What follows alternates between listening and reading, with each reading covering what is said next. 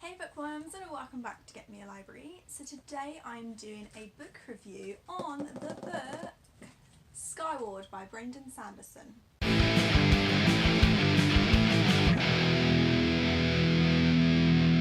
So Brandon Sanderson is a famous author and he's written so many books. I've never read a single one of his books before. This is the first one I've read, but I know a lot of people are big fans of him. And love a lot of his books. I think by what I found out, this is the only book that he's done that's sci-fi. Normally they're fantasy, so I don't know if they're any different in the sense of like the stories and the way they're written. So I can only really judge him on this book. I got this in my Fairy Loot box for November. So look at how beautiful it looks. I've already featured this book twice in my to be read for December and also my unboxing of Fairy Loot. So I'm now going to do a review on it.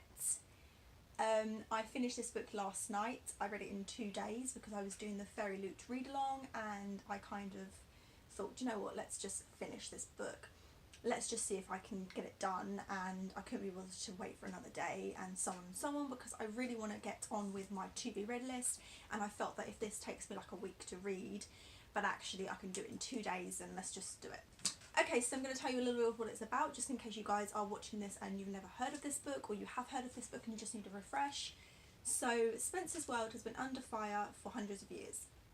An alien race called the Krell lands on an onslaught, leads onslaught after onslaught from the sky in a never-ending campaign to destroy humankind. Humanity's only defence is to take their ship and fight the enemies in the sky. Pilots have become the heroes of what's left of the human race. Spensa has always dreamed of being one of them, of soaring above Earth and proving her bravery, but her fate is entwined with her father's. A pilot who was killed years ago when he abruptly deserted his team places Spensa's chances of attending flight school somewhere between slim and none. No one will let Spensa forget what her father did, but she is still determined to fly, and the Krell just made that a possibility. They've doubled their fleet, making Spensa's world twice as dangerous, and their desperation to survive might just take her skyward. So it sounds pretty good. I would just like to mention before I do my review that I don't read sci-fi books. I've read the Lunar Chronicles and I absolutely loved it, but to me, I don't feel that that was completely a sci-fi based book. It is based in space, it has got spaceships and things like that, and it has got a satellite with basically a Rapunzel girl, but I think the reason I loved it so much is because it is loose retellings on fairy tales. And I'm a big, massive fan of Star Wars. If Star Wars was a book, I think I would love it, but if not, I've got the films. So I want you to know that I do love sci-fi and I do love space, but I don't necessarily read it as a book.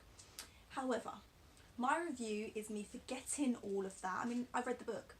If I don't like a book and it takes me to like halfway and I really can't get into it, or even like the first couple of pages, I won't read it. So I did. I persevered. So my review is based on me reading the book as a book, seeing what I think about it. It's not necessarily based on me not loving sci-fi, so I don't want that to be in this. I don't read it, I don't particularly like it. This wasn't as sci-fi as I thought it would be, which is good. It didn't really have too much space jargon in it. It didn't really have too much spacey stuff. When you compare it to other books out there, or even if you compare it to Star Wars, it wasn't as spacey, which is good. It was a little bit more fantasy for me. So yeah, let's get on with the review. I just wanted you to know that I don't like sci-fi, but that doesn't affect my review on this book. I'm basing it on the actual story and writing. Okay, so let's get into it.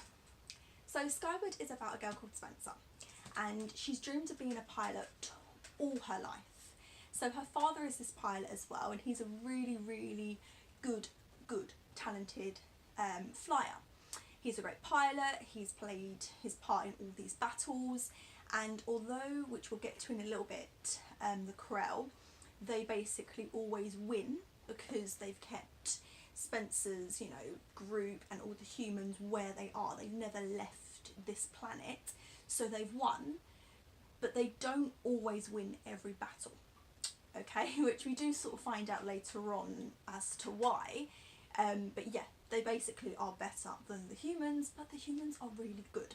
So Spensa's dad is one of these pilots, along with his co-pilot, along with his team.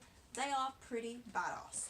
So obviously she looks up to her dad, and she's wanted to be a pilot all her life, and she's got her dad on her back, you know, supporting her, and she's so proud of him. So you can completely understand why she would want to be part of what her dad has been. However, when she's around 8, 9 years old, her dad goes out onto a mission. He goes out to help to save, you know, humankind from the Krell. And whilst he's out there, something happens. He's shot down by his co-pilot because he deserts and is branded a coward. Now this brands her, the daughter of a coward. It brands her mum, the wife of a coward, her gran, the mother of a coward. It basically brands her whole family as cowards. So obviously with every story you've sort of got the higher class, the middle class, you know, the lower class, etc. They are bottom of the low because, like I said, they're branded as cowards. So that affects their day-to-day life. It affects her getting into flight school. Whereas if she got into flight school with her father still, you know, around, not a coward, then she would be able to get straight in without necessarily doing a test because her father is obviously a pilot. So, you know, it helps and everything. But all through her life, everyone has basically branded her a coward, which has made her feel really small and her family really poor. So this has given her more and more determination to get into that flight school and to get there and to win and to become a pilot, which is exactly what she plans on doing. So with regards to the planet, there is a map in here, and I will show you so that you can completely understand what I'm talking about. So this is the map of the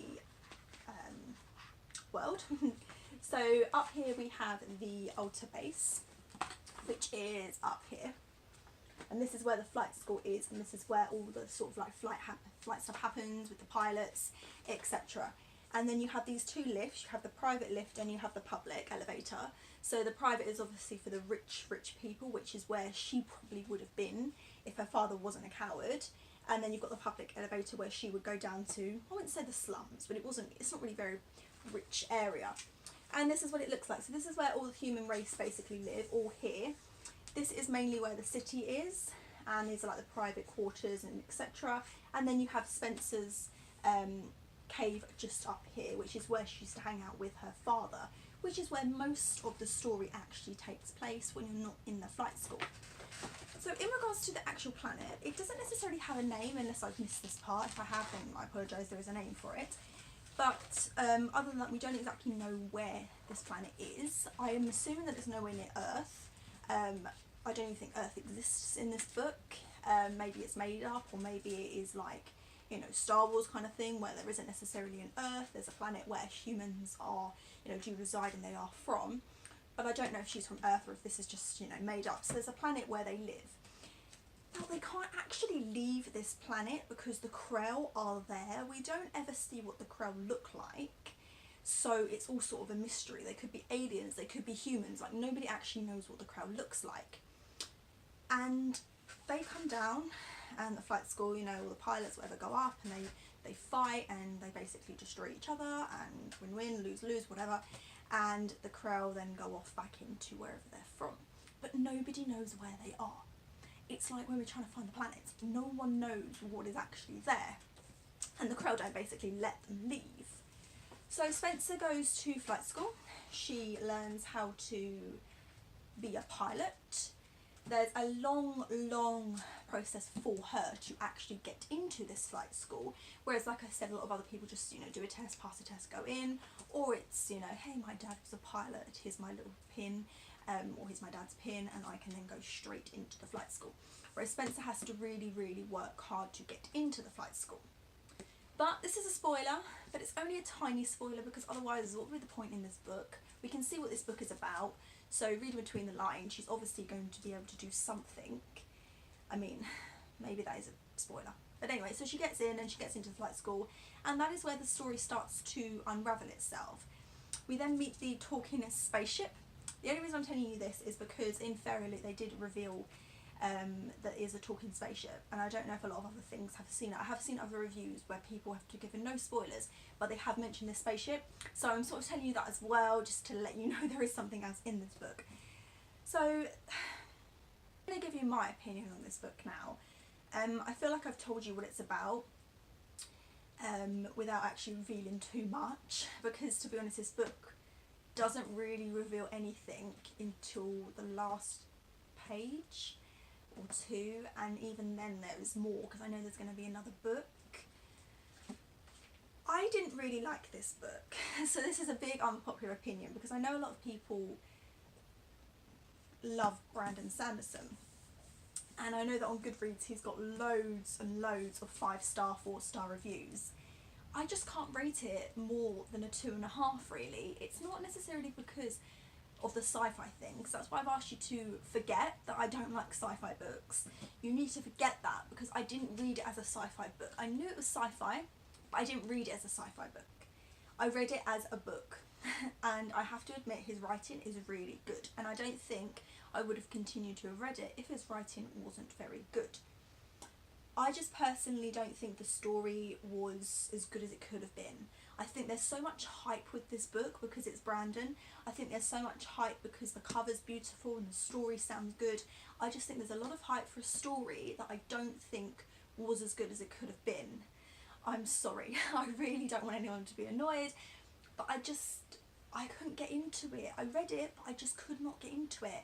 It got to about, I'd say, midway, not halfway, but about midway before you get to the half, where they're talking spaceships there, and I was like, oh, this spaceship's quite good. If this spaceship wasn't in it, it would be really boring. This is quite good.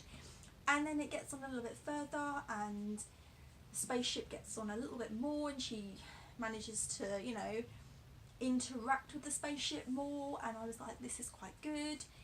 Then at the very end, when this is spoiler, okay, when she sort of starts to fly and save their human race and she discovers more about her father, I really enjoyed that bit. I loved learning about if he was a coward or why he was a coward, what made him who he is.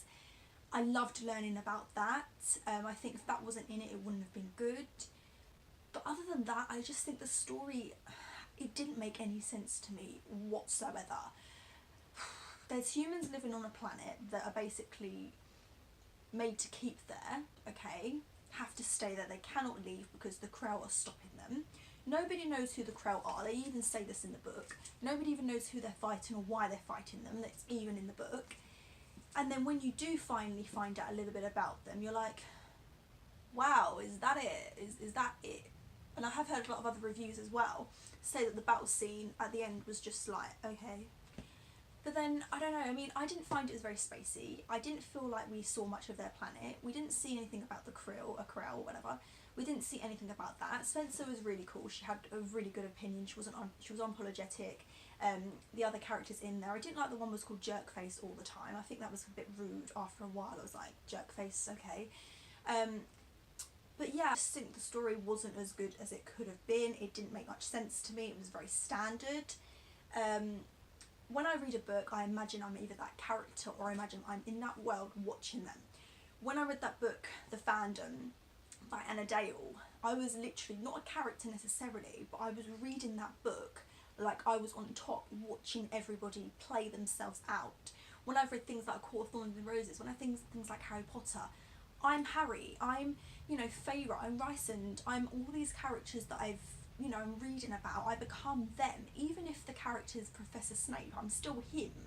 But with this, I wasn't Spensa. I had no connection to Spensa, even though some of the things she says I feel myself. I had no connection to anyone in this story. I didn't even feel that this world existed.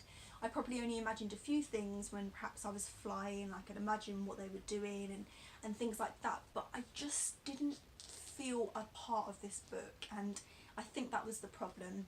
When I've read books in the past, The Wicked Deep, The Cruel Prince, I've been in that world, I've imagined that world, that's all I can think about 24 hours a day. I just couldn't with this one. So yeah, I'm really sorry to give this book a really low review and rating. It's hard because I like to give things 3 stars because everyone tries, especially authors that are like really, really small and they've just started out.